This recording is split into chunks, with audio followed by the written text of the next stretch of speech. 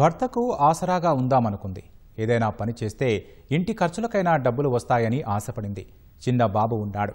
పిల్లవాడి ఆలనాపాలనా చూసుకుంటూ ఇంటి నుంచే పనిచేసేలా ఏదైనా దొరికితే బాగుండని భావించింది.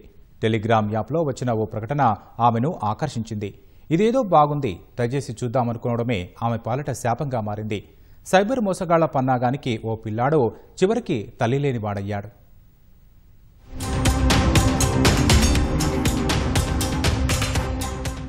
ఆంధ్రప్రదేశ్ పశ్చిమ గోదావరి జిల్లా కంచుస్తంభం పాలెం వాసి అనూషకు వెంకన్న బాబుతో 5 ఏళ్ల కిందట వివాహమైంది.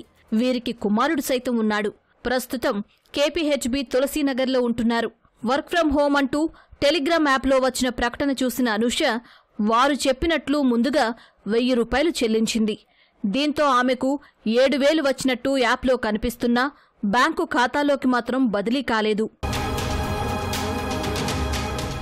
ఆ తర్వాత టెలిగ్రామ్లో వారిచ్చిన టాస్కులకు ఆకర్షితురాలైన అనూష బంగారం అమ్మి పెట్టుబడి పెట్టింది.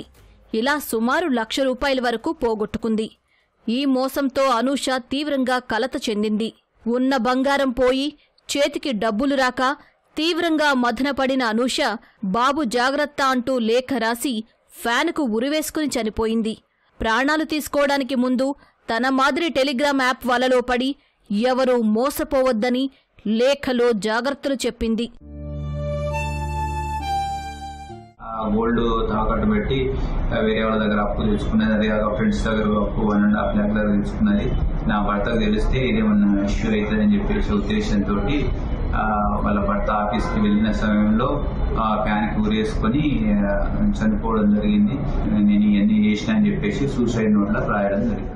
అమాయకులే లక్ష్యంగా సైబర్ నేరగాళ్లు రోజుకో రకంగా వలవేస్తున్నారు. దయాదాక్షిణ్యాలు ఉండవు. అందిన కాడికి దోచుకోవడమే వారి నైజం. అలాంటి సైబరాసుల కుయుక్తులకు చివరికి ఓ అందమైన కుటుంబం చిన్నాభిన్నమైంది.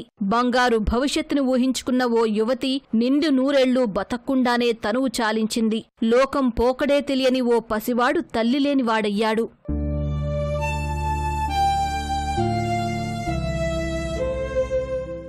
మన ఆశే సైబర్ నేరగాళ్లకు పెట్టుబడి.